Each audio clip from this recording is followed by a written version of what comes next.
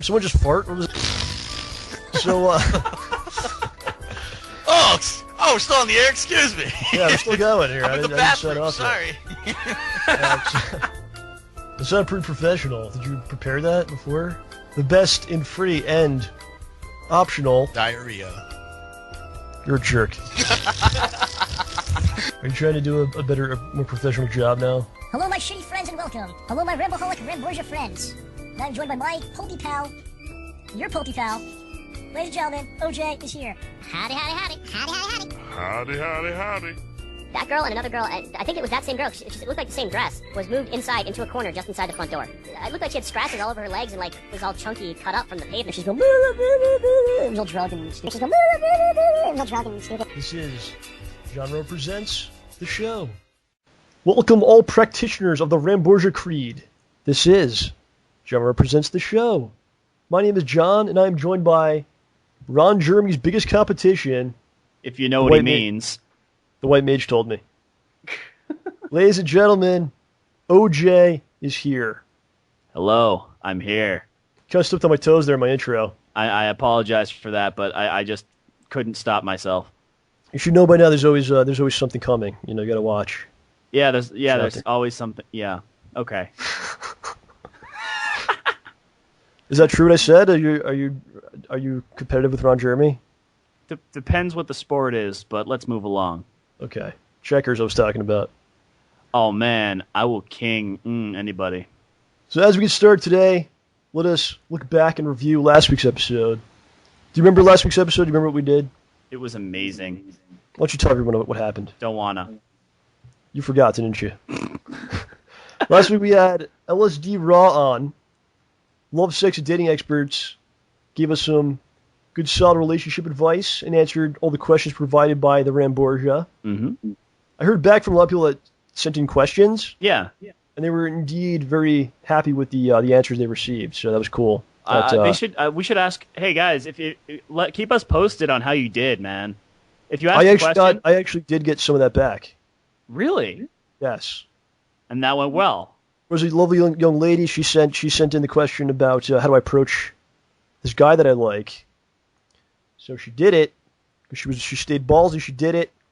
Turns out that he actually was with someone else. But then she found another person that she likes more.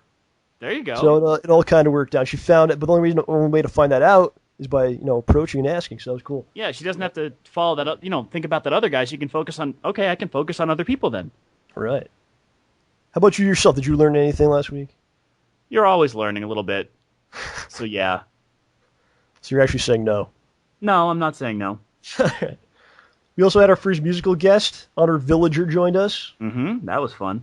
Performed a very unique song that I really, really enjoyed. I actually listened to it a bunch of times since then. I mean, I still say it reminds me of the ocean. It just works. I listened to it at least like 5 times since we put the show out. So not only to drive up the views on the video, but also because I enjoyed the song. Very glad you joined us. We are looking for more music. So we're looking for intro music for the show episodes. We had kind of like a stockpile at one point of intro music, but now we're kind of running very low because I used most of it now. So we need replenishments of intro music. And we want individuals, bands, whatever, that would like to perform live on the show. You like just like our Villager did, you could come in, you could play your stuff and plug your shows or your Twitter or whatever you got going on. So please send us your intro music to StayBallsy@gmail.com is the address. If you'd like to perform live on the show, email us and include an MP3 sample of your music, and then we'll figure out a date to have you on. So simple as that, right? Quite easy. So today's show, we will be joined by a gentleman that writes, directs, and hosts a multitude of projects, including PortsCenter, which is a show about video game ports. Mm-hmm. Kind of an interesting topic, different versions of the same game. Yeah, we're not talking about like naval shipyards or anything. Okay. And he writes a webcomic called Jump Leads. He's the creator of Boomer's Day Off, which is a video series which has a crazy amount of views, something like 2 million views on each video. Pretty insane. It's insane. Ben Paddon will be here Well, you'll hear him too, hopefully. You will hear him. He will be here. He speaks with a lovely British accent. So we're definitely looking forward to having him on the show. Which will be a wondrous evening. All right. So, I hear you're preparing over there. I know why. Oh? We're about to do a segment that should be very interesting or disturbing. I don't know. Or just boring. We'll see. I don't know. Maybe we shouldn't do this. Should we not do it? We can do it, but some of these are weird, man. All right. This is what happened. So I was talking to OJ last night on the phone, and I've known you for years and years. Yeah. But you never cease to surprise me with some random thing. So we're talking about something completely unrelated. Then all of a sudden, OJ randomly reveals to me that he has a dream journal. Not a dream journal. It's okay. All right, you explain what this is. If I have a dream that's particularly strange, amusing, or odd, I don't have time to write it up before I go to work, so I'll email it back to myself sometimes. I'll email it to myself so I don't lose it. And I was just searching through my Gmail for something, and I was like, oh, there's one. There's another one. I've got these going back to 2007. Wow. Not that so many. What we're going to do, so you had a dream journal, and you mistakenly told me about this. You kept it secret for years, and then I found out because you slipped and you mentioned something about it. So what we're going to do on the show today, OJ will read his dreams to us, and then I will try to analyze this dream and find the meaning, the inner meaning of what it is. Yeah, this is bad, man. Oh, yeah? No, it's not bad. It's just weird. Well, we could go for it. Psychoanalyze OJ here. All right, so take it away. Start right. going through, and I'm interested to hear what these are all about. All right, well, the first one, just cut me off when it gets boring. All right? This is the first one I had. I think one of the first ones I had listed. How long is there. it? Just a couple a paragraph. All right, that's not that bad. Just do it. All right, half a page. Okay. So for some reason, I'm on the run from the authorities for some reason that I've forgotten. So the police or someone is after me. I'm staying in a place with a common use bathtub/shower, and myself, a dude, and a girl are using it. Now, you're all in the shower together. Yes, we're all showering. And you're all naked?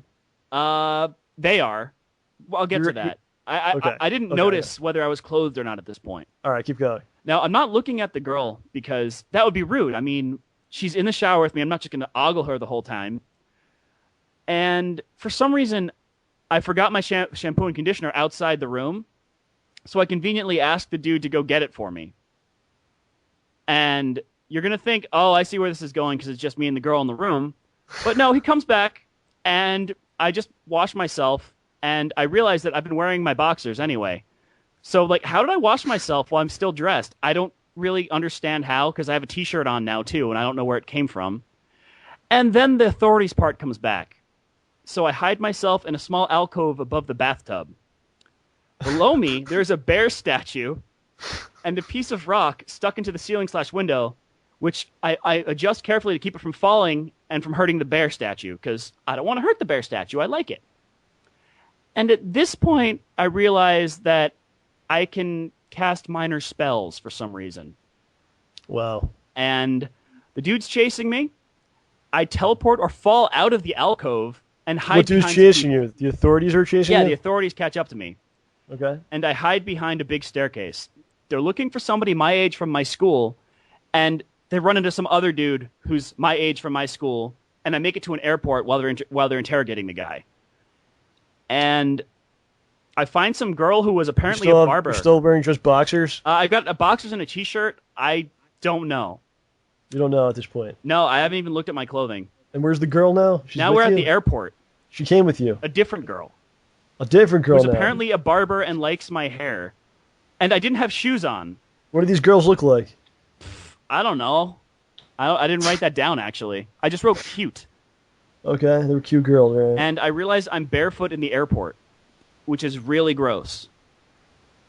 She went to go get some money that was shaped like mint, and somehow I managed to run to my house. And something happened with my houseplants that I don't remember. And then I tried to escape in my car, and I couldn't figure out how to back up out of a driveway. And I got stuck in my neighborhood, and the road slowly narrowed and it started looking like when you fertilize the ground with, the grass seed and the fertilizer, that bright green stuff. And I turned the car around, and I woke up. And the dream is that vivid? Yeah. That you can remember all this stuff? I wrote it down.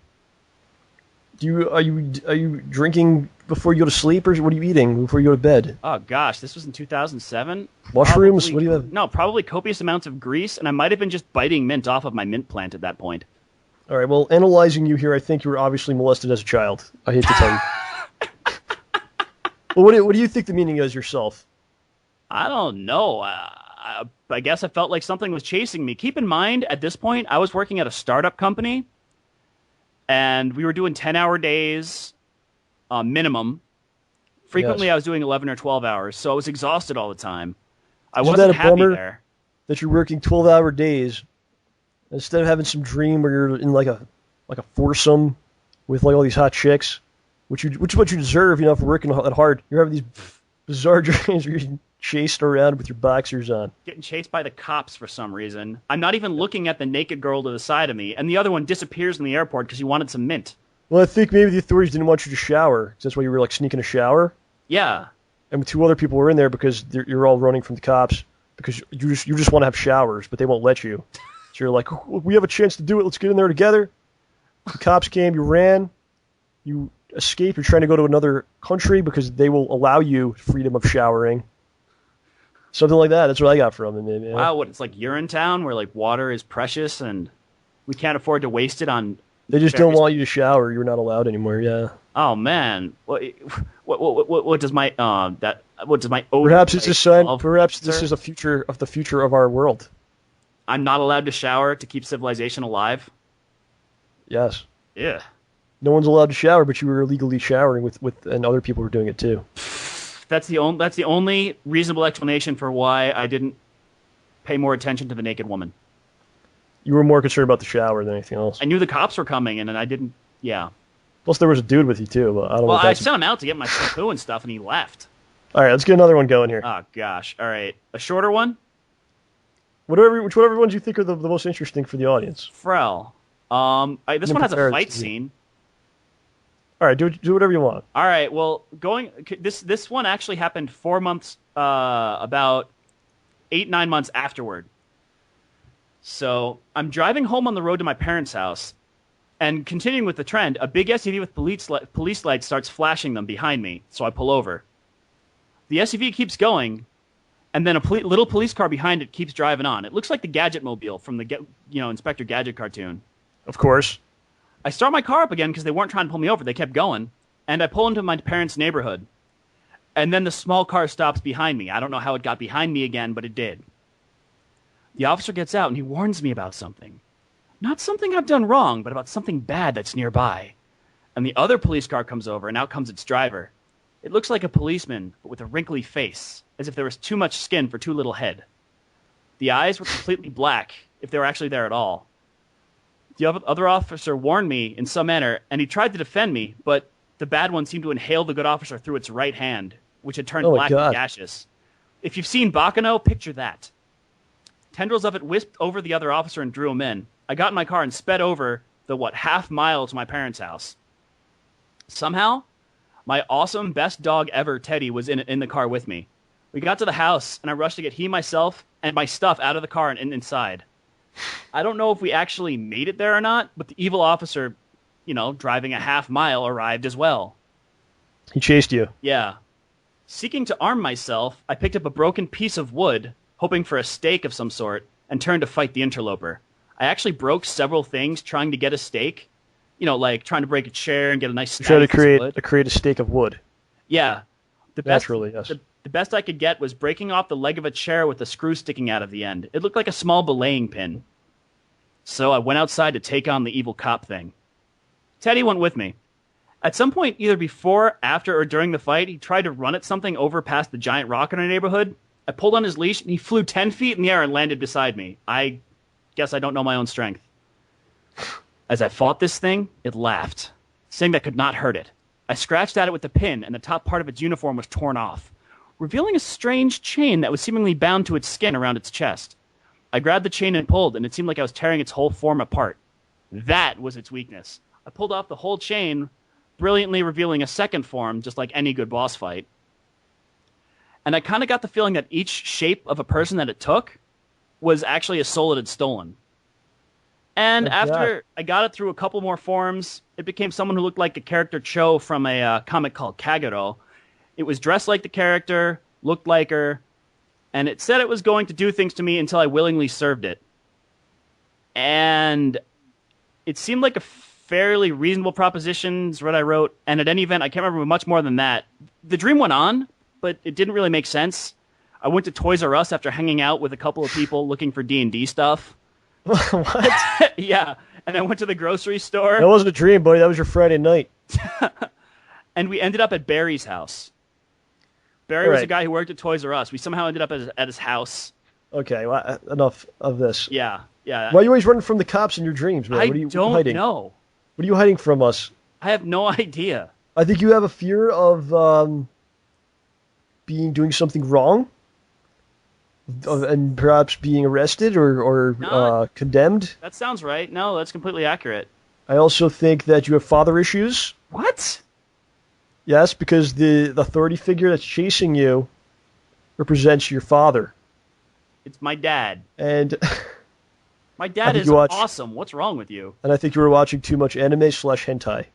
All right. No, I do not watch hentai. That stuff is effed up, man. Well, this is so interesting about you because you were always very concerned if you're doing the right things legally, which is kind of crazy because what could you possibly do that's illegal? But dance. But maybe that has something to do with this. I would think so. I'm having boss fights in my lawn, hurling my dog into the sky. I don't know. And I think that you represent your father. Let's continue. You want? And you were molested as a child. You want more? I got more, man. Let's go with more. Oh, Frel. All right. This is a segment here. All right. This one is from July 31st, 2008. The prior one was from April. So this one's a lot shorter. Everyone is having a huge water fight. And then one girl wakes up. She's got like short red hair. One of those like tough guy types. I guess a little bit like a tomboy. What do you mean she wakes up? She was asleep. Next to you? No, not next to me in bed. She was this just is like, while you're dreaming. While you were dreaming, she woke up next to you and woke you up? She was just no. All right, so you're having a water fight, which is what, water balloons? Water balloons, water pistols, whatever. The one chick is asleep. Yeah. And then she wakes up. She wakes up. Okay. Realizes people are having a water fight and that nobody told her. Okay. Okay, so she looks to her right at a girl in the bed next to her who's presumably her sister, so I'm guessing they're just sleeping. They're just sleeping in a room somewhere. And she somehow realizes that the little girl knew about the water fight and didn't tell her she knew about the water fight. So she looks to her and says, "Water fight?" And then seeing the other one's reaction, she's kind of ticked off that nobody told her.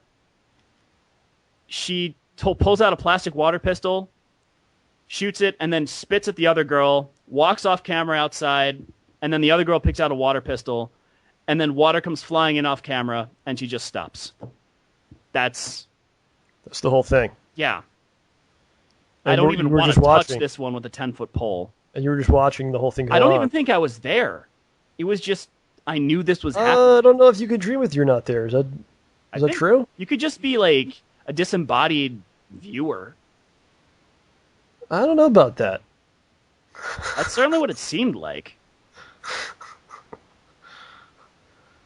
You have obviously some repressed memories from your elementary school days. I think it has a lot of anger. You have a lot of anger because of the fact that you have to wear glasses. I think that's what I got from this. Glasses? Yes. Okay. So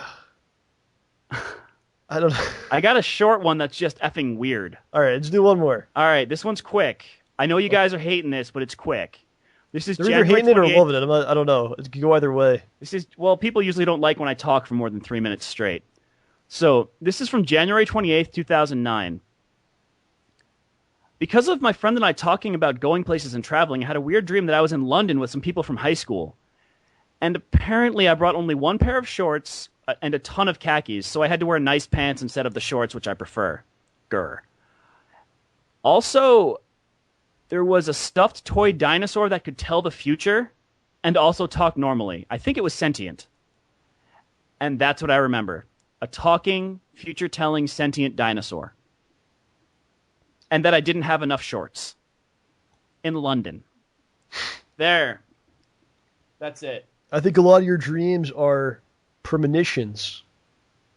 And I think a lot of these events may actually happen. So I should go to London and bring insufficient pants. It's time for us to prepare for the great water shortage. Get your showers in while you can.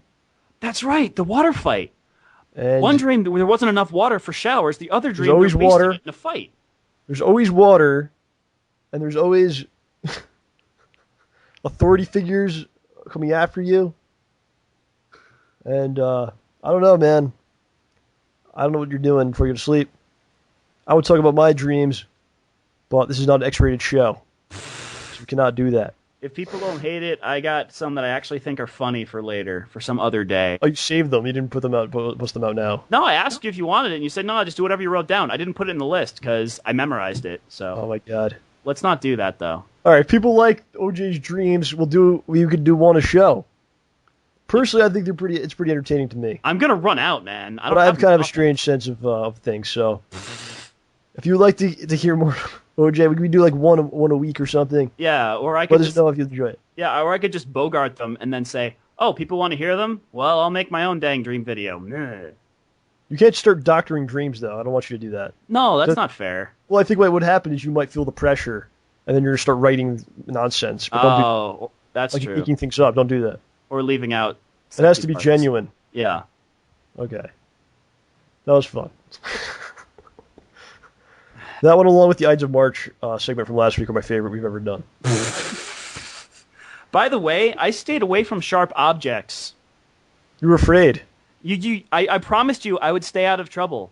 So I was going to open up a cardboard box that I had ordered, but since I promised you that I would stay out of trouble until it was no longer the Ides of March, I didn't open the cardboard box. I left the scissors alone and stayed away from sharp objects for the Shouldn't you just 2 be hours. like all they said was beware the Ides of March? Shouldn't you beware every day, like what you're doing? Like be weary of what you're doing, like pay attention to what you're doing, like crossing the street and shit. Well, doesn't that go for everything? Pay attention, yes, but if you're talking about beware, that's a heightened state of perception. That's you're too tense if you stay that way all the time. That's true. The Ides of you always should kind of think about what you're doing though. Oh, definitely. Don't just go traloodling around. That's how we get into accidents. You gotta pay attention. So. What? Pay attention to the 19th of March. And well, the I got another 367, 8 days. You know what I'm looking forward to on the show? What? The weather's getting nice now, but once we get into like the real nice weather, the summer spectacular. Oh, that's what we're gonna do. I have a lot of stories about the summer, including when I worked as an ice cream man for 1 year, and I have all kinds of crazy stories, including almost being arrested several times, and all the different insanity that ensued with that position I had.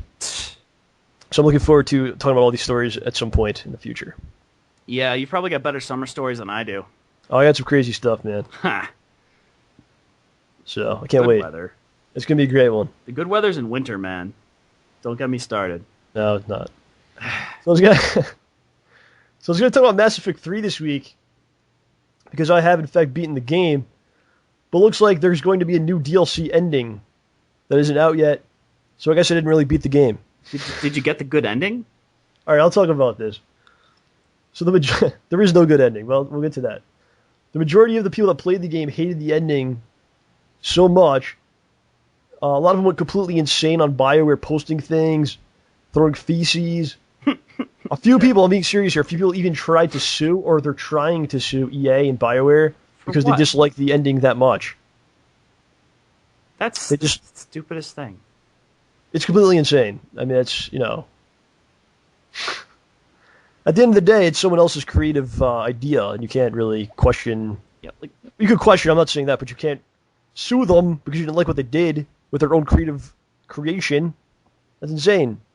But anyway, such is life. So people hated the ending. Bioware now has announced that they're going to create a new ending as DLC. So you pay money for a new ending? I don't know if you have to pay. They didn't say anything about it, but was this their plan all along? We don't know.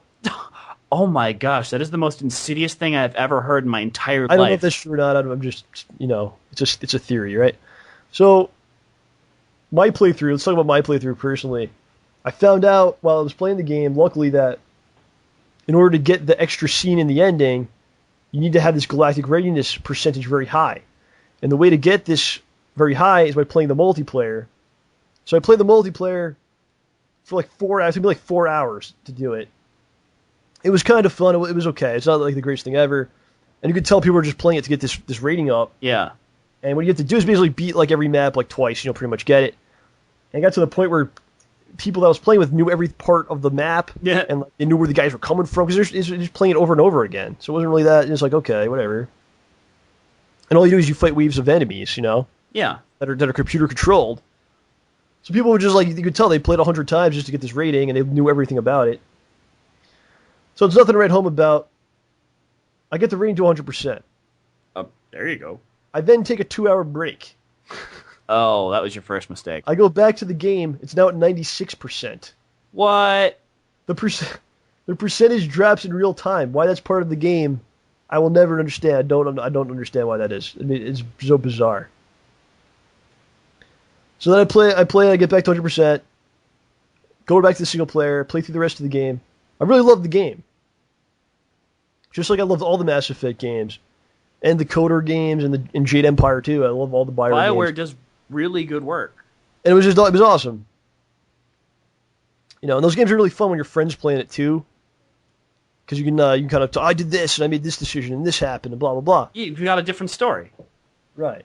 And I'm playing the game and I'm making all these decisions and I'm like, oh, this is all going to matter in the end. And the last level of the game, you're fighting through London, futuristic London, and on Earth, and it's getting attacked. And before the final sequence, you get to talk to all the characters that were ever in the game, And they kind of tell you like what they're going to be doing if they survive the mission. Aww. How important the mission is. Really good, really well done. And I'm like, I did all these choices, all this stuff. Then you get to the ending. I'm not going to spoil anything here, so I can't really get too deep into it.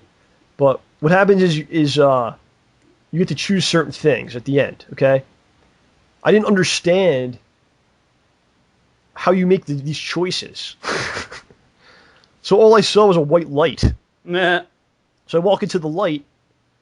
Now if you do this, you've chosen a certain ending, basically, right? And you won't get to see the extra ending scene that I earned from the multiplayer. What? Yeah. So I basically forfeited based on what I chose, I forfeited seeing this extra scene that I earned. And the whole thing's just a mess, man. The whole end, like, the fact that you have to do the multiplayer, but then if you choose something else, it doesn't apply. And then if you want to choose one thing, you do something else. And then all the endings what I've found out later on is all the endings are basically the same anyway. It doesn't even matter. And the ending that I got, it's not my ideal ending. It's not what I would want to see. Or if I was to, like, what would you want to see in the ending? I don't think it was what anyone really wanted. But with that being said, I didn't hate it as much as other people did. I didn't go and, send a bomb in the mail or to EA or anything like that. But it was disappointing, I will admit. Yeah. And the reason I didn't hate it that much, I think, is because in 2012, I have very low standards for endings to games and movies and TV shows. And this is something you could probably jump in on too, but like really good endings just aren't done anymore because nothing ever ends because they want to keep making sequels and keep it going and keep the money machine rolling in. They won't close any doors that could potentially lead to big bags of money. So that you're never going to see, in this day and age, you never see like a definitive, here's the ending, wow. And that's sad because the ending is as important to the story as anything else. That's like the big... You would think. Right? I mean, the ending is basically the big... This is what everything has led up to. This is what you've earned by playing through or watching this entire thing or reading this. I'll tell you this. One of my favorite authors, like there was an author I read, and these books were great, but every time you got to the end of a series, terrible. The ending, they just couldn't keep it together. They wrote one book, And I loved it. It was a great book, and the ending was awesome. This was their first big novel they published, you know? Yeah. It was great. Like, you don't need anything else. This is exactly how it should have ended. Perfect. Like, not how it should have ended, like, and everyone was happily ever after. Mm-hmm. It was a little ambiguous. One character got what they wanted, one character didn't, blah, blah, blah. But it was perfect. You know, this is how you could see it playing out, and it didn't feel cheap or like they were cheating at all. Then, years later, they went, you know what? I'm going to write another book in that universe. It's 100 years later. And that perfect ending is ruined by setting in stone what happened after that first book ended. Yeah. And then it was just so terrible. Well, it's like, well, you know, this book sold X amount of copies. If I can, you know, do that again, that'd be great for, you know, I'll bring it back, you know. All of those person's accomplishments in the first book dwindled to nothing. Right. It was worthless. I mean, I'll tell you, it was still well written, but I wasn't happy. And that's okay. I mean, they can do what they want. It's theirs, but I wasn't going to be the ending pleased. is supposed to be everything led to this point, and you cannot, and there could be no continuation after this because, you know, this is the end. You can, I mean, obviously there can be more stuff that happens later, but well, people don't write like that anymore. It's just how long can we keep this going until there's nothing left, and then we'll just do something else. So, a couple examples: the Spider-Man movies, right?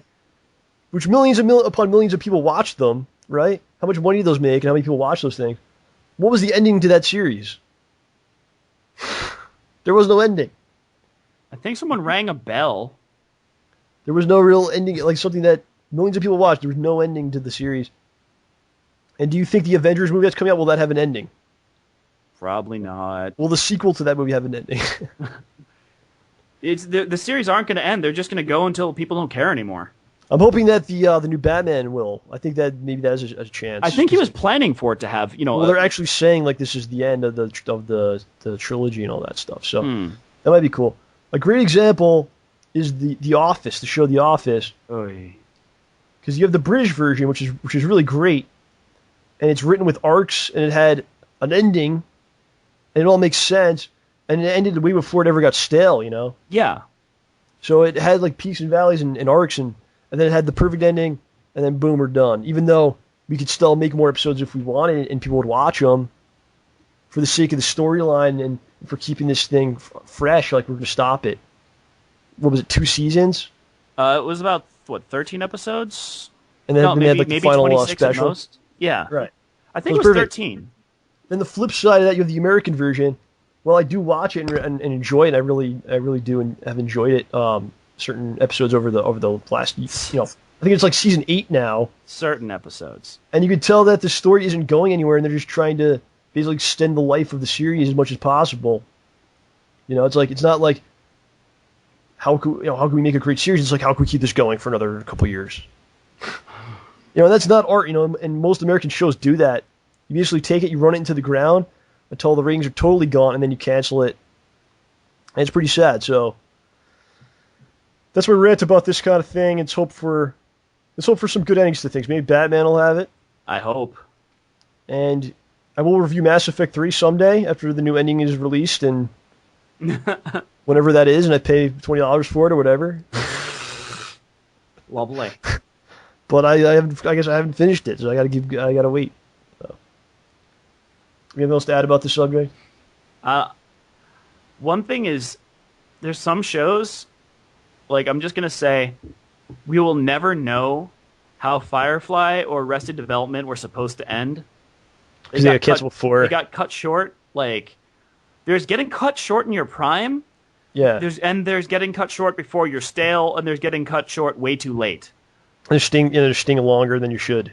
Yeah, and those two shows, we have no idea where they could have gone. And honestly, I will say that the ending of Arrested Development, I wish that it didn't happen, so there was, more Arrested Development. Yeah. But if you look at the first episode and the last episode, they wrap things up pretty nicely. Yeah. They were forced to do it, and I hate it because I wanted to see more episodes. But if it had to go early, they just ran with it, Right. That's good. Yeah. All right. Sorry. Let us go to the comments, OJ. All right. Well, I'm going to ask you to do this first one here. Just got an awesome tattoo while listening to the show. Keep up the greatness. Stay shitty. Stay ballsy. spread the disease. From Universal 1357, I have heard of many people doing many different things while listening to the show. Getting a tattoo, this is the first time I've heard of this. We heard what was it? Making out. Now we got a tattoo here. I will say, though, I've all kinds of things. That if there's one phrase that you normally don't want to hear at a tattoo parlor, it's spread the disease. But now, since we're talking about digital gonorrhea, it is amazing. Yes. Well, I here have remove the digital condoms, as we've talked about before. Yes. We condone actual condoms. The digital condoms, we do not think that things that will prevent you from listening.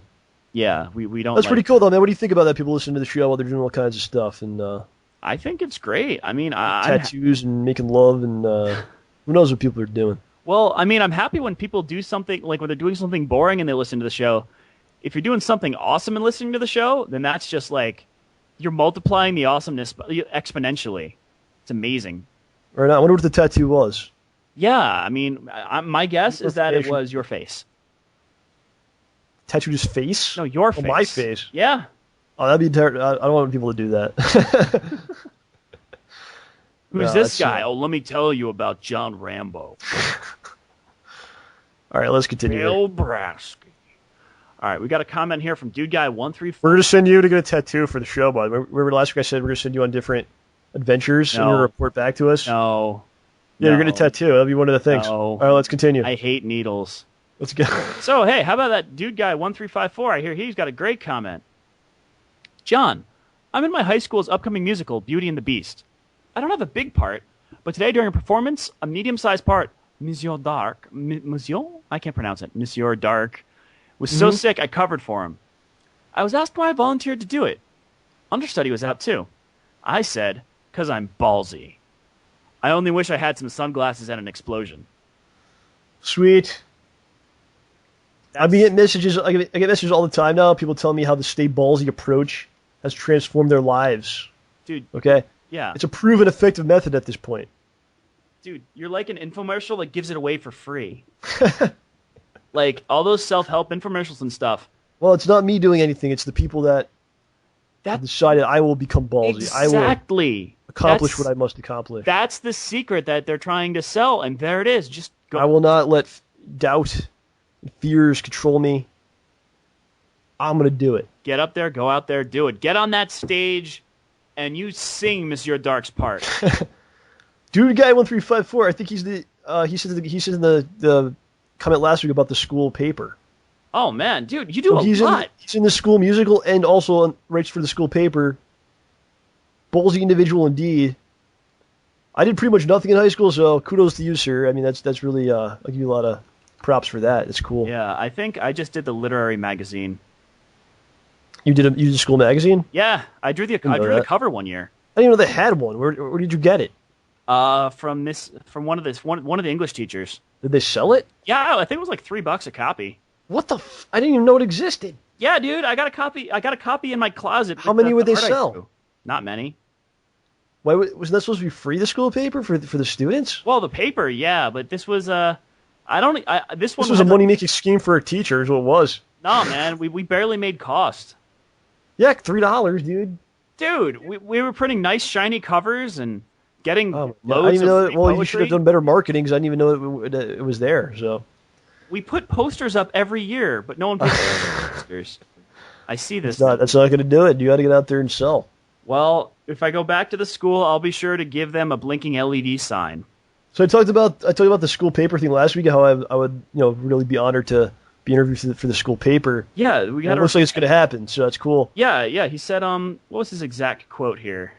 I don't know. And a few other people sent me messages asking if I would do interviews for their school papers. Yeah, Sturmgeist 13.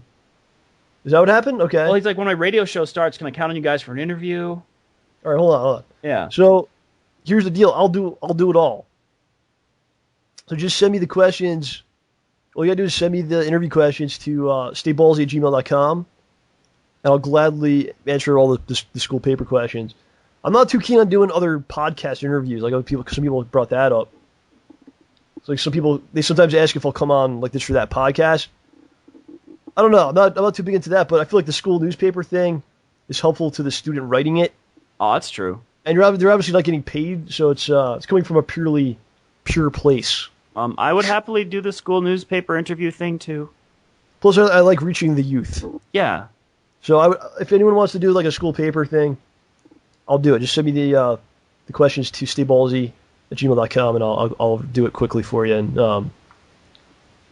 put like a nice picture on there, and definitely send us scans or whatever of the paper so I can put it in the show. That'd be cool. Yeah. OJ will do it too. And the silence reigns. Anyway. You're stepping on my toes all day today, dude. Sorry, dude. What? All right, let's keep going. The frill, man. Let's keep going. I interrupt you once during your intro? You gotta chill. Let's continue. Okay. This here is from GoldenEye Blue. Calculations indicate early spread of the digital gonorrhea. At this rate, Earth will be infected within a matter of minutes. If we don't prepare, we'll be left defenseless against the Reapers. We need Commander John Rambo to get OJ to rally the infected, so that we may fight. Hope you stay strong in the galactic war, my fellow Ramborgia. That's the real ending to Mass Effect 3. That's the DLC. That's the DLC they're releasing. He didn't want to talk about it, but yes. So I gotta do the next one, I guess. Sure. It's from KRNXAJA. Shitty Matrix equals Shitrix. Free and optional. Full of man pulp. With a full day supply of vitamin D-jittle. Vitamin D-jittle gonorrhea. Drink it every morning, everyone, and be quenched. Quench your thirst. The Shitrix? That sounds like a cereal, too. That could be a cereal. Shitrix cereal. Oh my god, look at this. We're marketing geniuses. And the boys are just supplying with ideas. Look for it on your grocer's shelves. The Shitty Matrix I really like. I'm going to start, every time I refer to the internet, the rest of my life, I will say, I'm going to use the Shitty Matrix now. See what people say. I think they'll say that they love it. All right, so speaking of things people love, this next comment from Purple Shark 97 got 12 thumbs up, presumably because their hands were otherwise occupied. Yeah. The show. I paused my porn for this. Appreciated. Very much appreciated. Yes. I don't know what more I can say except... Well, read the next one because it kind of goes hand in hand. All right, yeah. And CM Punk Masaru SVR kind of agrees. He says, the show greater than hentai. Is that true? Do you agree with that? Yes. The show's better than hentai. Is this a fact? Like a rock on the side of the road is probably better than hentai. You know what? You know what the Great Ramborgia has done? What? We had Ellen McLean on the show, right? The voice of GLaDOS? Yes. So they went into Ellen McLean's Wikipedia. Oh, no. And they added the show, like she was on the show. Really? It says like at the end, she joined the prestigious Genre Presents the show. And what happens are you looking it up now? Maybe. And then if you click on Genre Presents the show, it doesn't have any articles because no one filled our thing in. Aww. So I don't know how Wikipedia works, but if people want to get together and fill that out, that'd be pretty cool. And I'll help you guys out too if you need certain information or whatever. Yeah, they might have taken it down. I don't see it. Oh, it's gone now? Yeah. All right. It was there. Someone tried to do it. They took it down, and then someone else didn't. And it looked like it was going to stay up for a while, but... Aw, man. All right, whatever. Well, guys, thank you very much for trying. If someone wants to do it, if someone wants to make a Wikipedia entry for the show, that'd be pretty cool, and I'll definitely work with you to give you whatever information. That would be awesome. Or OJ can do it. Whatever you guys need. You're a little too busy, I think. A little bit, but all right, we got a quote here from Jet034. Yes. Thank you, John and OJ. I had a quiz today, and the answer to the final question was the Ides of March. Listening to the show got me an A. It blows my mind when people tell us that we help them with their schoolwork. Or they listen to the show while they're doing their homework or whatever, and it helps them. Yeah. Because I was such a terrible student. That I'm helping other people do good. Well, I would tell... Full circle there. Well, one thing I want to say, Jet034, we didn't get you that A. You got you that A. Right. You did it, man. We're here to help in every way we can. Mm-hmm. We will support Where you. are the Ides of March, OJ? Can you remind me next March? Because I'm going to forget. 2013, Beware the Ides of March. All right. So we've got a pretty long one here from Golden Flare. Wait, is this no? Oh, this one. Never mind. This is a different comment. Golden Flare is the next one. This is a anonymous comment. Yes. Anonicon. Yeah. I was having thoughts on starting a long-distance relationship with this girl who I'm good friends with. We talk on Skype a lot, and we have very good long-lasting conversations. The only problem is that I'm a bit disheartened when I asked a question on a different forum and everyone said, don't do it, because they usually never work out. I've seen quite a few long-distance relationships last a good while, but I'm a bit worried about it. I want to have a relationship with her, but I don't know. Could you give me some advice on this? Thank you. All right. First thing you have to do here is stop with the labeling and the labels. Because you're approaching this like, I'm entering a long-distance relationship, and those have a negative stigma. Other people say they don't work, and no one thinks they'll work, and this and that. You're not other people. Your relationship won't be the same as other people's. Mm-hmm. You're yourself, and it'll be unique to you, so... Now, your relationship together could be awful, or it could be excellent, but could you live the rest of your life without finding out? Right? Yeah. So, let's look at what he said here. He said they're good friends, you have long-lasting conversations, okay, and you want to have a relationship with her. The key word being here, that's what you want. So, those are all things that lead me to believe that this will, in fact, work. And those are the things to focus on, not the negative stigma of a LDR or whatever, or people on a forum might say to you, I mean, you just got to go. I'm not an expert, but if you don't go for it, you're going to be in the same situation you are that if you go for it and it doesn't work out. And there's got to be a better reason not to try than because you heard they don't work or because some other people told you not to do it. I know you have all these positive things going for you, like you talk and the fact that you have desire and that's what you want. You have to try it out. Yeah. And I would wager on this, out there on this spinning blue rock, there exists long distance relationships where the two people involved are more compatible or more positive together and have a healthier relationship than some couples that see each other every day. It's got to be true, right? Yeah. You've seen some terrible couples in person. Yeah. So you gotta ask yourself, what's stronger here? Your love for this person and desire to be in a relationship together, or the fear, anxiety, whatever, of it not working? So you said yourself you want it, so why let doubt stop you? Yeah. Don't worry about the worst case scenario, because honestly, the worst case scenario, not that bad. Go for it, dude. Don't fret. And you may be a point where you can get, it's long distance now, but, maybe you'll find yourself together at some point. Yeah.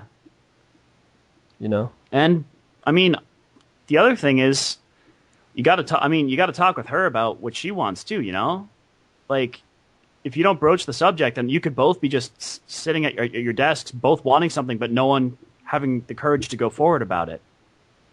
I think this is going to work out. Yeah. Let us know what happens. I always like to know the follow-up, so please keep us posted. Please. Yes. Excellent. Just don't say the curse word here. Okay, so this one's from Golden Flare. Yes. Great episode, guys. I really want to get a shirt, but I'm waiting and hope that OJ will update the store with his candles. I understand you've been super busy, though. Smiley face. Please keep up the good work and never stop making vast amounts of pulp from hole-punching oranges. OJ. Wow. Golden Flare's a big-time OJ fan. That's pretty cool. Yeah, thank you very much. What do you feel about that? I'm flattered, as I usually am. The fact that someone's got so much positive stuff to say about me without even meeting me is just awesome. I feel like I've been yelled at by a couple friends to not sell anything till I get an LLC, so if someone burns down their house, I can't get sued to death. Oh, really? Yeah, they're like, no, just don't do it. The dude's like, no, don't do it. I'm like, eh. So I've got that paperwork. How much could they really sue you for, though? If their house burns down? From the candle? I don't know. People do things. So he says he really wants a shirt, but he's going to wait, but there's only a couple shirts left. Yeah. So... Send me a message, man.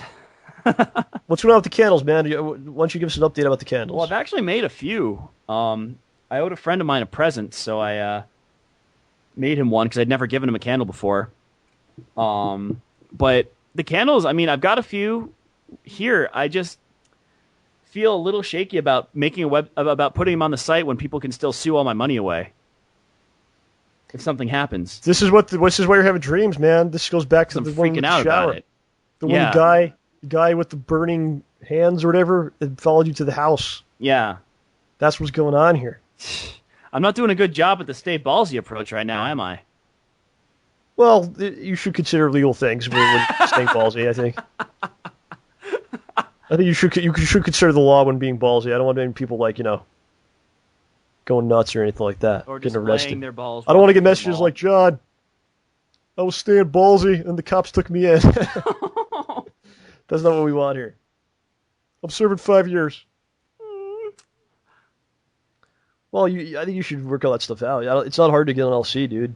Yeah, I just gotta. You do it online, so, I just gotta get the time to sit down, get a couple hours, just push through it. All right, so and of course all this stuff's available where? GeekFireGifts.com/shop. There's a couple shirts left too. Yeah, dude, if you want a candle, send me a message, man. I could probably whip something out. Well, all right. Well, your voice is going completely horrible, but it's not that bad because we're going to take a break now. Come back with our guest for the week. Are you excited? Darn right I am. Your voice is awful. Thanks. I can't even hear you. All right, goodbye. All right, welcome back to the show. Our guest this week is the creator and host of PortsCenter, a web series which looks at unique and interesting ports of video games. He's the head writer for the webcomic Jump Leads, co-writer of the popular web series Boomer's Day Off, which has like 2 million views on YouTube, pretty crazy. And he's a Doctor Who fan as well. Welcome to the show. Ben Paddon is here. Hello there. How's it going, Ben? Oh, great. You know, people, I've been interviewed for a few podcasts, and most people tend to focus on PortsCenter or Jump Leads, and no one mentions Boomer's Day Off, so that put a big smile on my face. Really? Yeah, because I loved working on that, and it was a lot of fun, and, writing it and shooting it, and it's done really well on YouTube, but no one ever asks me about it, so it was really cool. This is the best podcast there is. We're better than everyone else, so I like to really figure out everything about our guests. So awesome. We're definitely going to talk about that a little bit. Fantastic. So let's start at the beginning of this whole thing. Sure. You worked on and you've been a part of numerous projects. What inspired you to get involved in this wacky world of entertainment in the first place? I guess I've always been, without wanting to sound like pretentious, I've always been kind of a storyteller, and I always have thoughts and ideas kind of percolating and floating around in my head. And I was talking to a friend about this the other day, about just ideas in general, and I have all these ideas sort of flying around in my head that have cemented themselves and are just kind of packaged and ready to go, and I could start writing them at any point. And it's like having seagulls made of concrete living in your skull. Wow. Okay. And I enjoy writing stuff. I've always enjoyed seeing people smiling and laughing, and I decided when I was very young that I wanted to be someone who made people smile and laugh. So that's kind of why I do what I do. I just want to make people happy. Right on. That is a wonderful goal. So yeah, it was either get into writing or become a prostitute. Okay. Well, and I'm in the right town for both. So you are you're in the West Coast. Yeah. And you're from England originally? Yeah, a little town called Luton. They have an airport and a bowling alley, and I think they just opened their first Starbucks. Right on. So how's the transition been when you first came to the West Coast and all that? How was that? Well, I came here 5 years ago. I moved from Luton to LA. I didn't really have any culture shock because, we get a lot of American TV and, England's pretty Americanized already as it is. The only thing that still I find quite jarring, even living here for nearly 5 years, is police cars, because they look completely different. Yeah. They look so different over here. They just look weird, and seeing policemen in just shirts, basically shirts and pants and a gun. And in the UK, it's a white shirt, and they're always wearing the black vest, and they have the stupid hats. Those ads are cool, man. Come on. Yeah, American cops look like they're ready to bust kneecaps. Would those the English cops, the helmets they wear, would that actually protect them from anything? Are those sturdy hats? I don't know. I don't think so. They look very flimsy, don't they? Yeah, I don't know if that would actually do anything. Yeah, I wouldn't. I wouldn't want to be a cop wearing one of those helmets, and there's a bank robbery. Someone comes in with a baseball bat, like an aluminium baseball bat, and you get clocked on the head, and you're dead. You're done because that hat does nothing. It's better to have the gun. It's basically paper mache, is what that hat is. You're better off having the gun than the hat. Well, basically. Well, you could always use the hat as a makeshift cereal bowl if you ever got hungry. That is true. My theory is I think that they made the hat look as ridiculous as possible so that when a crime is being perpetrated and a cop goes, "Stop, criminal," and they see the hat, the criminal sees the hat and they go, "What are you wearing? What is this?" Just the hope is that every criminal that British police encounter turns into one of the queer eye for the straight guy people, and they just go, "What are you wearing?" And that's when the cop comes in and just rugby tackles them to the ground without a gun. There is less crime there, so maybe it all works. I don't know. Who's to say? Gun crime surprisingly low. Knife crime through the roof. Oh, okay. Yes. All right, let's talk a little bit about PortsCenter. Yeah. It's a pretty interesting concept to show about different versions of the same video game. Smart people like us like to call them ports, I guess, right? Yeah. So I saw the Doom episode. I really liked it a lot. What is it about video game ports that you felt would make for a good show? I don't know. I guess it's kind of a forgotten element of video game history. People tend to remember, we get a lot of arcade packages on things like Xbox Live and the PlayStation Network and Steam. We're getting, the Mortal Kombat arcade collection came out recently. We've got, a million different versions of Street Fighter 2 on Xbox Live. Oh yeah.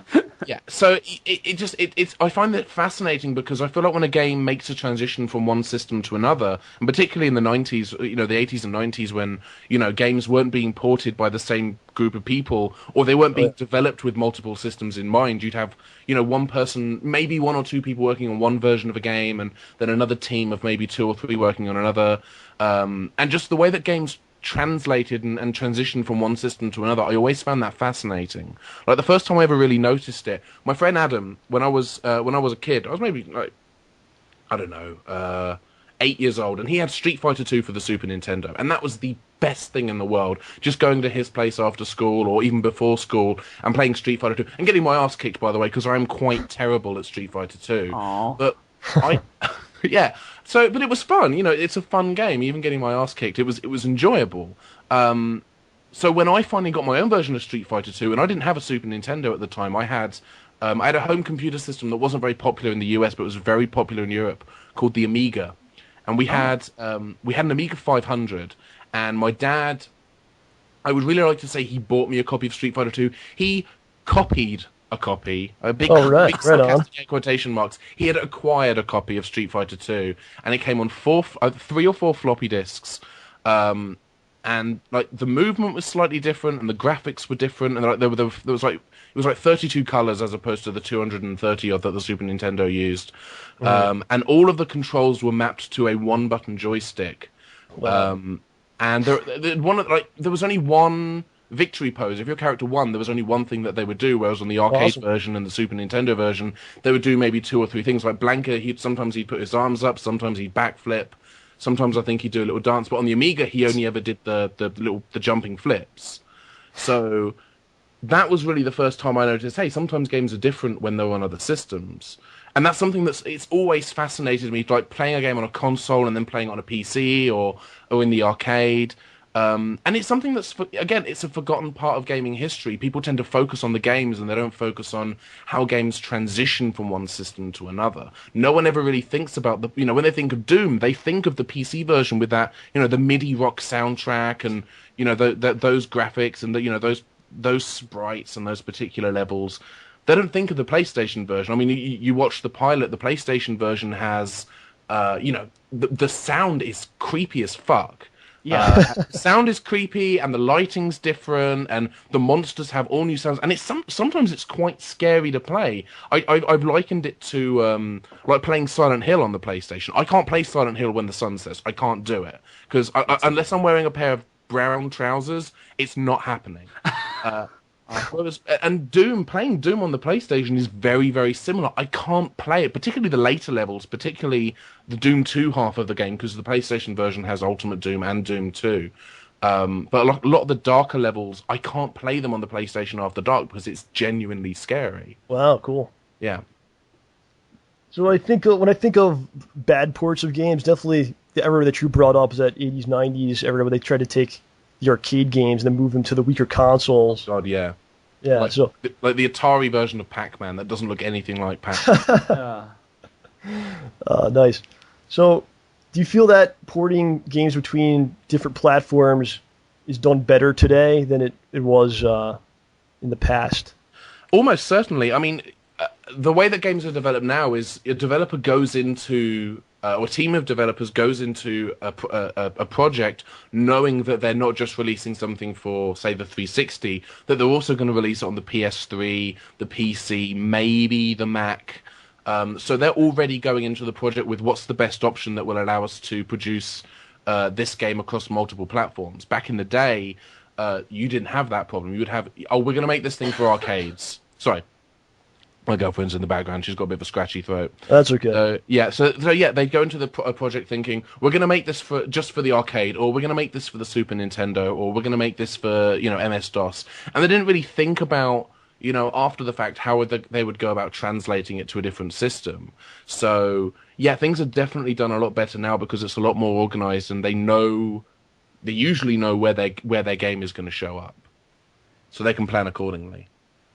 Well, speaking of times when they didn't plan, I believe you said that you aimed to focus on ports that didn't quite do it right or just did it completely wrong. What are a couple of the ports which, in your mind, did everything better?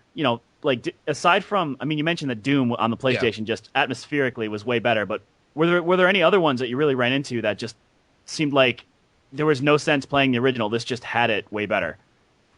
There are a lot of games like that. The PortsCenter is going to be focusing more on unique ports. They're not necessarily all going to be bad or all going to be good. It's going to be kind of a mixture. We want to focus on ports that are, unique.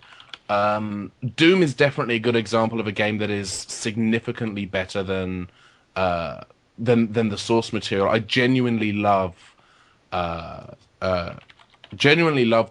PlayStation version of Doom. I think it's a much stronger game. But in terms of other games, give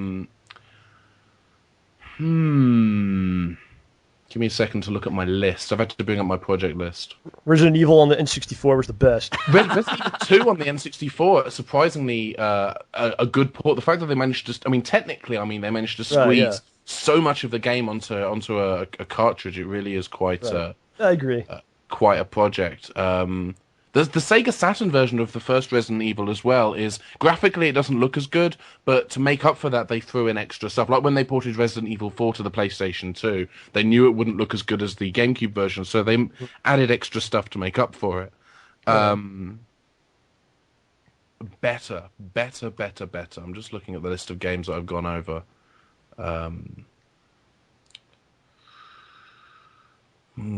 I was surprised by how good the port of Donkey Kong Country was for the Game Boy Color.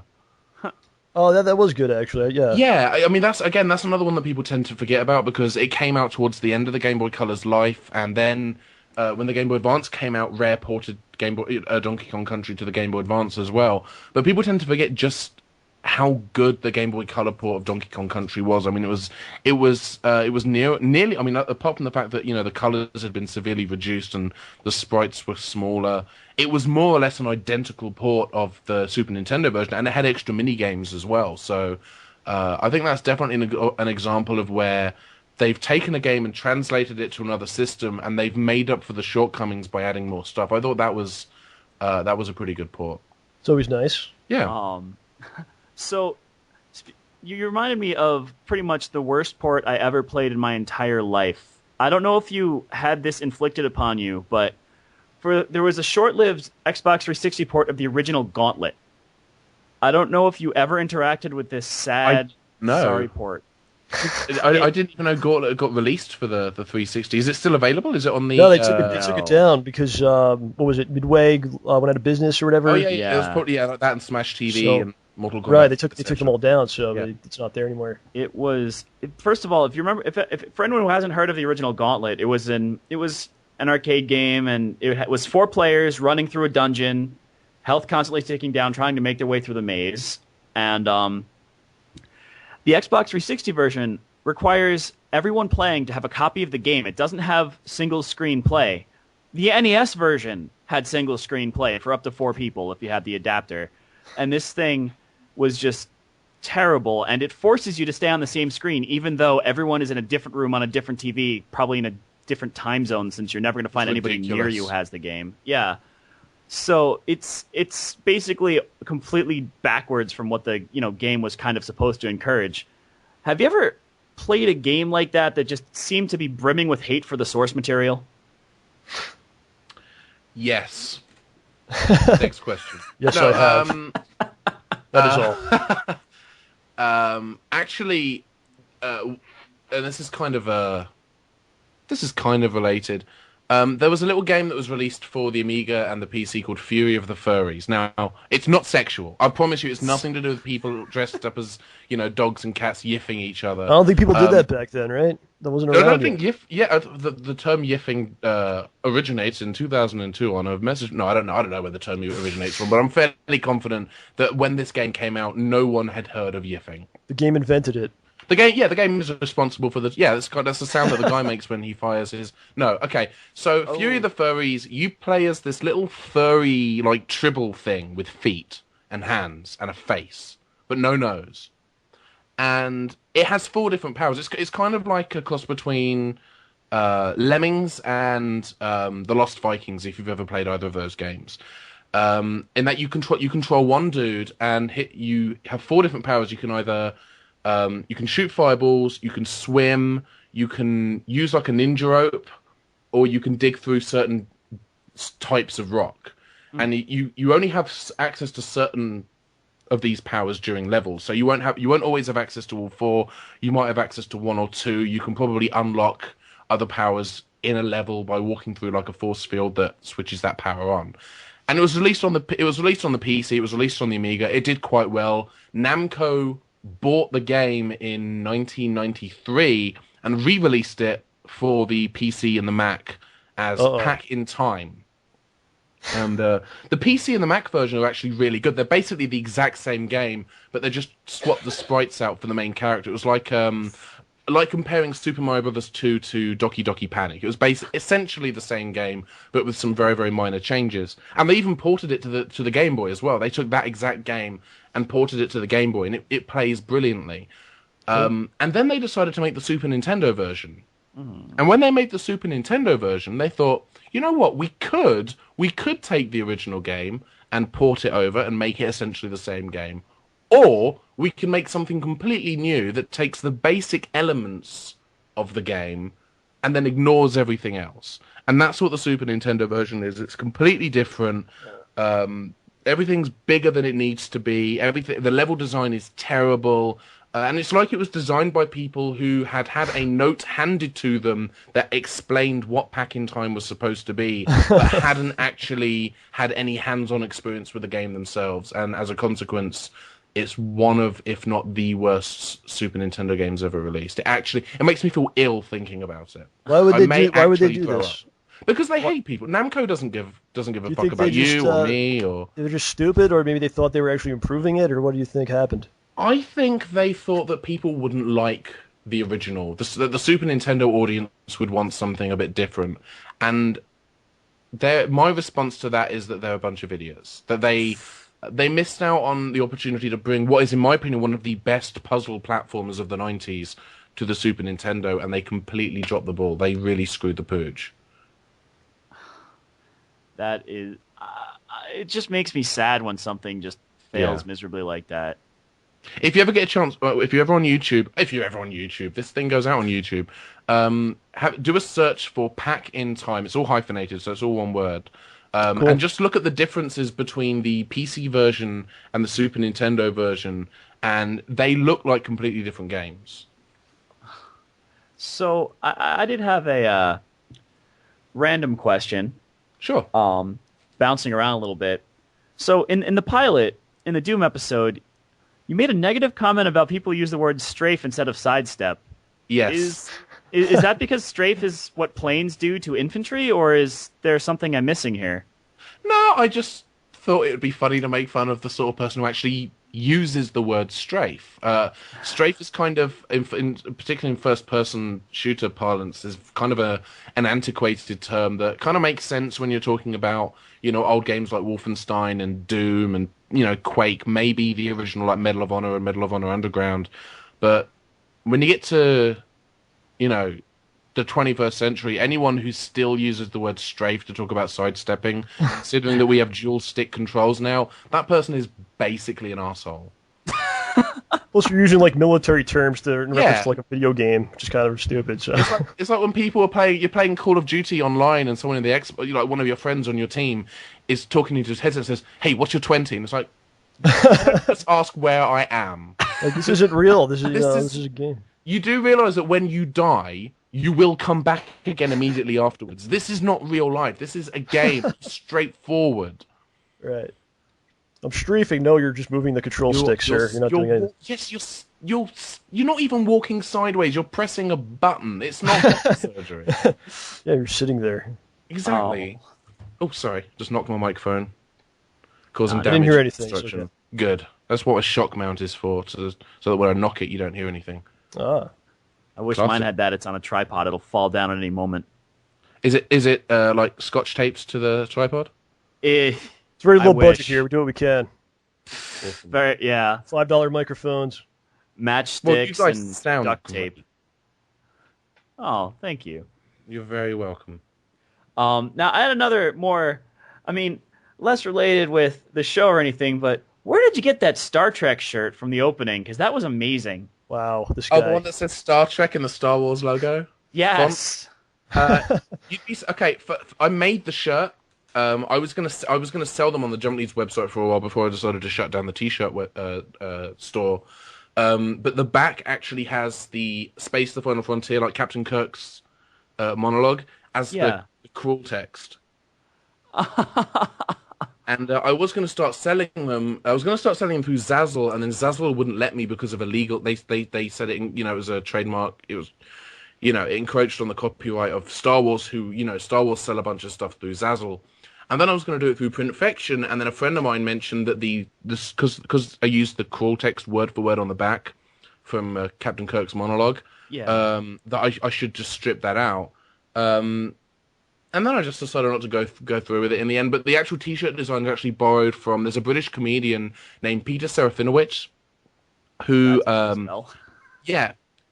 he's actually he's done a bunch of stuff. He was in Shaun of the Dead. He was Pete in Shaun of the Dead.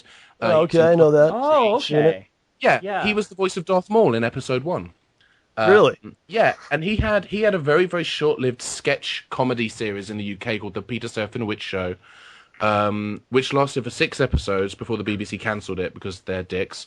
And he had a character who in one scene of one episode was wearing a shirt that had Star Trek in the Star Wars logo font.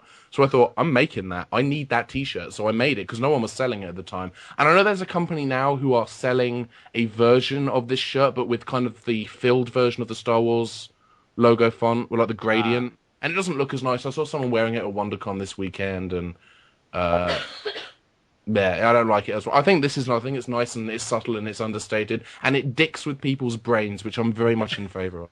Yeah, that's what kind of happened. I look at it, I'm like, wait, what? It's a double take. That's what you're going for, and it's amazing. I've worn this to parties. I've worn this to events in Hollywood, and people take photos of me. Of this really well, they shirt because they want to see what the shirt looks like. Does it upset the fanboys of either group? Does it blow their minds? Are they upset at all? I've not had any angry comments, and this is the thing because I'm a fan of both. I grew up with Star Trek, and I'm a fan of the 2 good Star Wars films out of the 7. So I'm not trying to piss anyone off with this. You don't like the Ewoks? I hate the Ewoks. I'm sorry, but I honestly think that Revenge of the Sith is a stronger movie than Return of the Jedi. I do. We'll have to have a whole other show about this. Can't get into it now. We'll be here for 3 hours. We'll have to bring you on another time, just talk about that subject alone. But the thing that gets me is like the hatred between Star Wars and Star Trek fans. It's like we all like. It's basically shit in space. Don't we just get along? I mean, they're not even like if you look at the structure and the plot, like the way the universe is just run, they don't really conflict that much. They're very different. You can have both. It's okay. Who's to say Star Wars doesn't take place in the past of the Star Trek universe? Who can Oh honestly... man, now you're getting us in trouble with that one. I'm sure there's some geek who's like, excuse me, but in Clone Wars Season 2, Episode 4, there's something that happens that very clearly contradicts the events of Star Trek Season 3, Episode Spock's Brain, and therefore the two cannot possibly exist in the same universe, because blah, blah, blah, minutia, bullshit. Yeah. Well, you shouldn't talk to those people anyway, so they can be mad all they want, you know. They can talk. So my next question, Go for it, yeah. are the BBC really dicks? As you said. Yes and no. I've had very positive encounters with the BBC. I like the I mean, I grew up watching, you know, Doctor Who and, you know, a lot of stuff on the BBC, like Blackadder, Red Dwarf. I love I love this a lot of the stuff that they put out. Like I don't know if you're familiar with a cop show called Life on Mars, which originally went out in the UK. It was 2 seasons. And it's about a cop who gets hit by a car and wakes up in the 70s, and he's trying to determine whether he's gone mad or if he's in a coma or if he's actually been sent back in time. And it's some of the, you know, the BBC produces some of the best TV in the world. Let's not kid ourselves into thinking that they just basically produce crap. Because they don't, you know, they produce crap just like NBC produces crap, Fox produces HBO they definitely do, yes. Crap. And so the BBC will occasionally produce something that can be described as crap. But generally, I think that, you know, I'm biased because I am, in fact, British, but, you know, I like the BBC. I don't have any... They are occasionally dicks. They will cancel good shows. And when they refused to renew Red Dwarf for a 9th season, which makes them stupid because now another network has picked it up. But, you know, I don't know. The BBC have made some dumb decisions. It's kind of a mixed bag because I work for a company now who is, you know, partnered with the BBC. So it's kind of, you know, I don't want to step on any toes or anything. But we love the BBC. I do. I genuinely do. I love the BBC. Yeah. You know, there's a huge debate in the UK There's a huge debate in the UK at the moment about whether or not people should be paying their TV license. Like the BBC is funded entirely through public money, through the TV license, and that allows them to make the shows that they make. And the BBC, by the way, on none of their networks in the UK, they don't have any advertising whatsoever. So it's all publicly funded. Wow. And they're producing some of the best TV in the world. And I think that the UK needs that. I think if the BBC were to ever become a commercial network like Fox, like ABC, I think the quality would be severely diminished. Well, speaking of the quality, I noticed I was looking in the background of the Doom episode, and I could swear that I saw Dalek sitting on your counter. Yes, you did. Now, you said that in one of your bios on, I believe, your page, it says that it's customary for all British people to like Doctor Who and Terry Pratchett. There are laws, in fact, yes. It's part of our unwritten constitution. So, who's your favorite Doctor? It's a very, very close tie between Matt Smith and Patrick Troughton. Really? Yes. No, oh gosh, I always get his last name wrong. No Eccleston? Christopher Eccleston. I like Eccleston. I think Eccleston did a fantastic job bringing the show back. I think he was an incredible Doctor. There was a real kind of intensity about him. He had that kind of Tom Baker-esque grin. And he was fun to watch. I plan to sit down and rewatch the first season of the show again because I love Eccleston. But Patrick Troughton was in many ways my first Doctor. I grew up watching classic Doctor Who on VHS. And most of the stories I watched were Tom Baker because, you know, he was the Doctor for like 8 years. But my earliest memory of Doctor Who is watching. There's a second Doctor story called The Mind Robber. I don't know if you guys have seen it. No. But it basically involves the Doctor and his companions being kind of shunted into the land of fiction. So they're in a world populated almost entirely by fictional characters. And there's a moment in the story where one of his companions, a Scottish fella by the name of Jamie, gets turned into a cardboard cutout, but the face is blanked off. And the Doctor has to pick bits of different faces off of a board beside it and rebuild his face properly. And he gets it wrong, and Jamie comes back with the wrong face. And that terrified... I mean, I was like 4 when I saw this. That's terrified freaky. me. Ugh, that's disturbing. Like, that stays with that stayed with me now. You know, that genuinely scares me.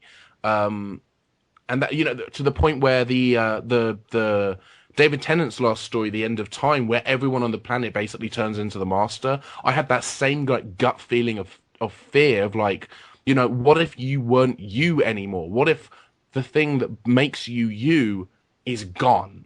Or what if part of what makes you you just vanishes either because of, you know, malicious intent or someone basically making a mistake and rebuilding you wrong? What if there's a transporter accident and you come out as like a half man? Freaking me out, man. Lie.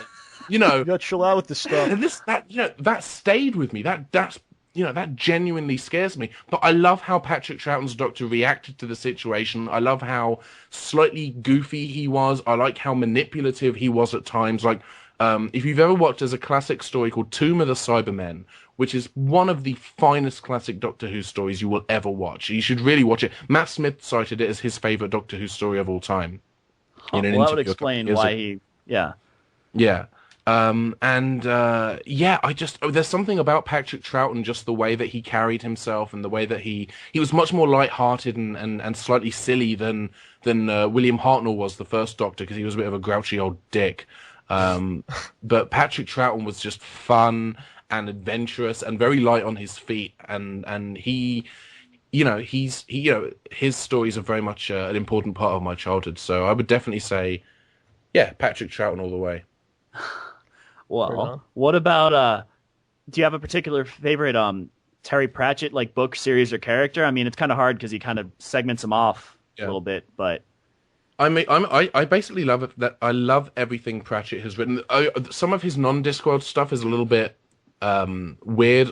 I tried reading Strata, and I just couldn't get into it. Dark Side of the Sun, again, I couldn't really sink my teeth into it, but those were books that he wrote before he'd really found his voice. Like, he doesn't feel like he found his voice as a writer until, I think, Mort or Equal Rights is when he feels he started to find his voice. And my all-time favorite Pratchett books, when I was younger, it was anything with Rincewind. I loved Rincewind. Oh, I feel like amazing. Rincewind can and will get out of any situation he possibly can via any means that he can find to do it. And I just adore that. I just adore the unashamed cowardice. And it's not even abject cowardice in the sense that this is something he's ashamed of. He owns it, and I absolutely love that. He's not like Rimmer in Red Dwarf, flits between, you know, being a coward who owns it and just kind of, you know, wanting to be a better man, but ultimately being completely unable to do so. And Rincewind is just, he can and will shit his pants, but he acknowledges that and he owns it, and he knows that that's part of who he is. And I love him for that. But other than Rincewind, I'd say anything with the Ankh-Morpork City watch in. I would say Feet of Clay is probably my all-time favorite Discworld novel. Dang, I actually haven't read that one yet. By the way, I'm making a list of all this stuff you're recommending here, because I haven't read Feet of Clay. You know, I read Night's Watch and a couple of the other good ones, good old Vimes and whatnot. I do. I love Vimes. I would, you know, who I see as Vimes if they're making a TV show based on the City Watch at the moment. That is amazing. The guy, I don't know if you saw the other TV adaptations that they did, like The Hogfather and Color of Magic. Yeah. And Going Postal. And the guys Mob Films who worked on those adaptations, they're doing two things with Pratchett at the moment. One of them is a mini-series based on Good Omens, which is the book that Pratchett wrote with Neil Gaiman. Oh, yeah. Amazing. Which I'm really excited about. But they're also working on a TV series based on the Ankh-Morpork City Watch.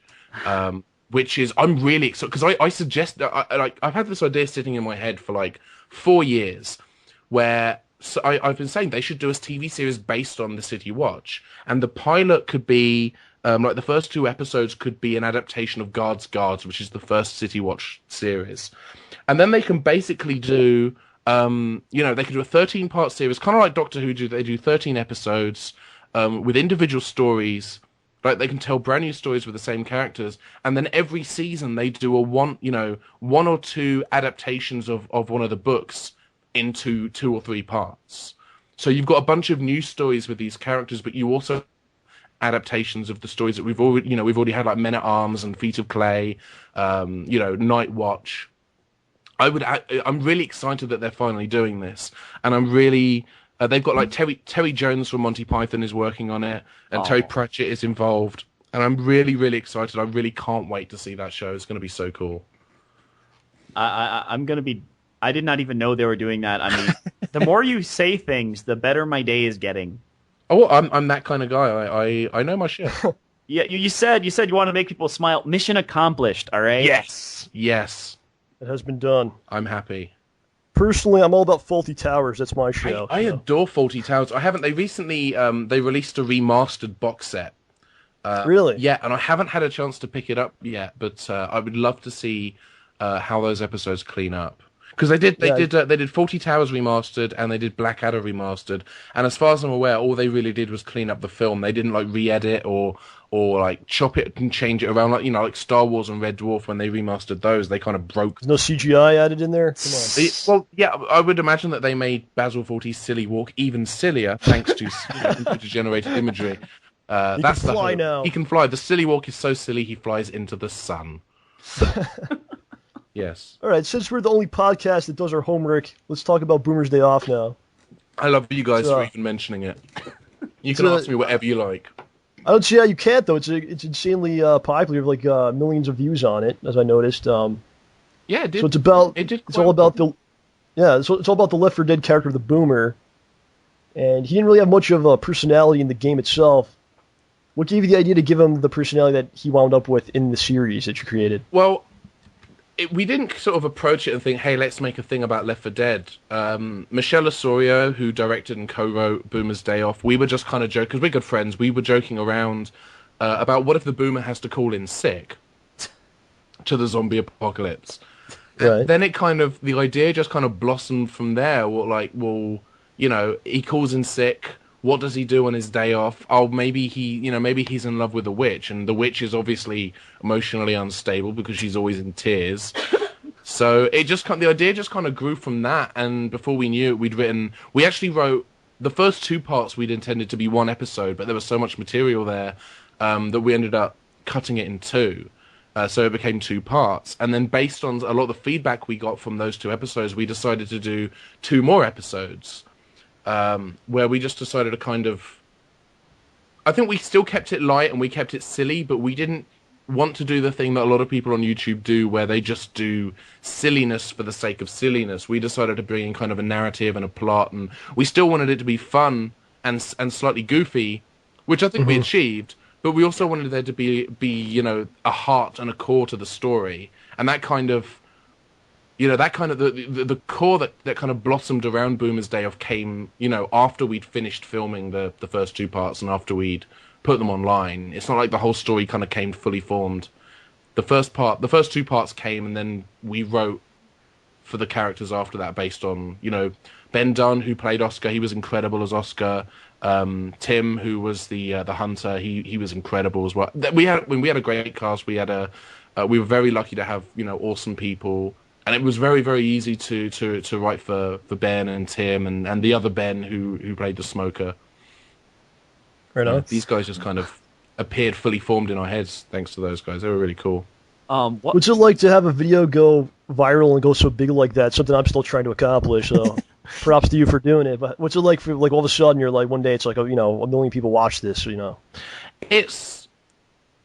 I don't know. I mean, it doesn't really change your life in any meaningful way. I mean, I wake up in the morning and put my, trousers on, 2 legs at a time like everyone else. You don't have an assistant that does it for you now? Oh, no, I'd considered hiring an assistant, but unfortunately 2 million page views does not equate to $2 million, which it wouldn't in a perfect world. But, I put my trousers on 1 leg at a time. It's just the difference is that when I do it, I make YouTube videos that get 2 million hits. So I had it's great. It looks good on my writing resume to have a video that got 2 million hits on it. But beyond that, you know, it's nice. You know, it's nice to know that I made something that people enjoy. And ultimately, again, that's part of why I do what I do. And if 2 million people out there, you know, liked our video, then liked it enough to watch it all the way through, then, you know, for me, that's mission accomplished. Right on. So you definitely found some success. And we here at the show, we encourage our viewers to stay ballsy. That's our phrase that we like to throw around. It means that you have the confidence in yourself to work hard and accomplish your goals. So what are some of the obstacles you've had to overcome being a part of this industry, things you've had to overcome to find success and get where you wanted to get? Pessimism. Not necessarily my own pessimism. I mean, I like to think I'm a fairly optimistic guy, but there are a lot of people in my life who have been very forceful with their own pessimism. And I've always wanted to write. I've always wanted to create. And there are a lot of people who who have been, being big parts of my life, who have said to me, you're wasting your time writing, you're wasting your time acting, just get a job, get a day job, buy a house, get a mortgage, find a girl, settle down, get married, have some kids. And it's like, well, I don't necessarily want to do all that stuff. I want to do my own thing, and I want to be able to create, and I want to have fun. I want to go to bed at the end of the day feeling proud of everything I've achieved. And I don't want to go to bed with that kind of nagging feeling of dissatisfaction that I think most people kind of experience, because I guarantee you no one, 99% of the people who live in America aren't happy with the life that they live. I guarantee you that. We're working jobs that we don't want to be working. We're living in places we don't want to live. There are people in our lives who we don't want to be there. That's because I think people have just kind of resigned themselves to this kind of these lives of mediocrity where they're not doing what they want to do, and they've convinced themselves, or they've let other people convince them, that what they want is stupid. And people have said that to me. I said I want to be a writer, and people have said that's stupid. You're stupid. Wow. And my response to that is, well, fuck you. Right. I want to write, I'm going to write. I want to do something with that. Yeah. And that's part of the reason why I moved to America, is because I just wanted to kind of escape a lot of the pessimism in the UK that I grew up with, and that, people over there, kind of bombarded me with on a day-to-day basis. The town that I left, I lived in this crappy little town called Luton. I mentioned it before. And it's a very pessimistic place. It's kind of a hole. My dad has often said that if you ever wanted to give the UK an enema, Luton is where you'd put the tube.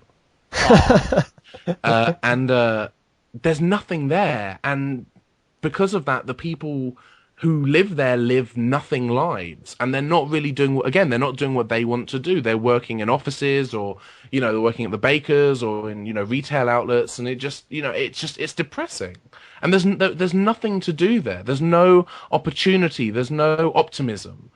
And it's such a depressing place to live, and I had to leave. And when you want to leave, and the opportunity to live in Los Angeles comes your way, especially when you want to become a writer, you've got the opportunity to get the fuck out of Dodge. You do it. You right. Seize upon everything that you think will take you to something better. Because sometimes you'll get good. Sometimes an opportunity will just fall in your lap, as it did when I moved to the US. But a lot of the stuff that if you want to seize the day, if you want to, be all you can be, you have to be willing to put the energy and the time and the effort in. No one is going to hand you everything for free. No one's going to give you what you want for nothing. You have to work for it, and you have to earn it. And you have to justify, not just to yourself, but to others, why you deserve it. That was very beautiful. You must be a writer. I get that a lot. Some good motivational speech right there. Very good stuff. I'll definitely give you a lot of credit for doing what you had to do and getting where you wanted to go. So thank you very much. It's a lesson for all our younger viewers out there, So how young do your viewers skew, by the way? Right. So what are some of your future plans and goals, and what can we expect to see from you coming up soon? I want to make more episodes of PortsCenter. I'm going to be starting a fundraiser very soon, probably on either Kickstarter or Indiegogo, to try to raise the money that we need to make a full season. When we tried to do our fundraiser at the end of last year, we tried raising $7,000. We failed. I've looked at the budget, seen how much money we need, seen what we can shave off of the budget, and I've managed to get our operating budget for a full 13-episode season of PortsCenter down to $4,000. So I'm going to try to do another fundraiser. I'm in the process of editing a second pilot right now, so hopefully that will be going up in the next couple of weeks. Oh, cool. Ultimately that's what I want to do. I want to make more PortsCenter. And just kind of focus on that. That's the thing that I'm really, because it's something I'm fascinated by, and I know from a lot of the feedback that I got from the first episode, it's something that other people are fascinated by as well. So any opportunity, any excuse I can get to make more PortsCenter is very much, that's my focus. You definitely have to go through that arcade era stuff, like the Final Fight and the Street Fighters and all the arcade ports. In fact, it's so funny. One of the things that I want to do is I want to do an episode that looks at a number of different ports of Street Fighter 2. So many. And we actually have a friend of mine does video capture for some of the tournaments that happen in LA. So he knows a lot of people who play Street Fighter 2 and Street Fighter 4 professionally. So I thought an episode where we do Street Fighter, just exclusively Street Fighter ports, and we get the professionals to come in and play the games and give us their feedback. You probably don't know this, but I actually represented the U.S. in Japan a couple years ago for Street Fighter 2. Oh, congratulations! Yeah, I won a national tournament, and then that's what happened. So fantastic. It's kind of funny. That's really cool. Yeah, I've done some stuff. So I've seen some things, man. I've seen some things. A lot of what I want to talk about. Blow your mind. So as we wind down here, where can we find all your work and all your stuff online? Where's all just plug everything? Okay, PortsCenter can be found online at PortsCenter. That's PortsCenter.tv. Jump Leads, which we didn't really talk about, but there we are. Jump Leads can be found at jump-leads, leads.com. And my personal website, where you can generally find everything else, links to Boomer's Day Off, my writing blog, etc. That's at benpaddon.net. All right. Do you have any final words for our audience? Yes. Someone may at some point in your life hand you a yellow snow cone. It's not lemon. Avoid at all costs. Papaya. Well said. Well, that was a lot of fun, man. Really appreciate you coming on, and that was great. So. No problem. Thanks for having me. I really appreciate it. If you ever had anything going on, you want to pop in and say hi and talk about something, definitely let us know. We can definitely do that. Sure, definitely. Thank you. All right, man. So the show will return next week as usual time, Friday mornings. For OJ, for Ben, thank you for being a part of John Rambo Presents, the best and free and optional entertainment. Goodbye.